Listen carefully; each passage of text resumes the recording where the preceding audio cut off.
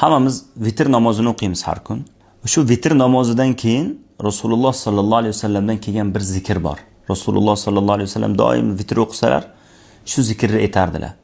Vitr tugatish bilan astag'firullohni o'rniga shu zikrni aytardilar. Ubay ibn Ka'b radhiyallohu anhu rivoyat qilgan hadisda Rasululloh sallallohu alayhi vasallam vitr o'qiganlaridan keyin Subhanal malikil quddus deb 3 marta aytardilar. Va uchinchisida ovozlarini cho'zardilar, baland qilib ovozlarini cho'zib aytardilar.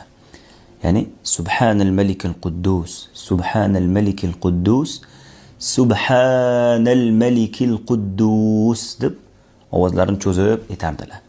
Biz ham shu sunnatni o'zimizga odat qilib olishimiz kerak.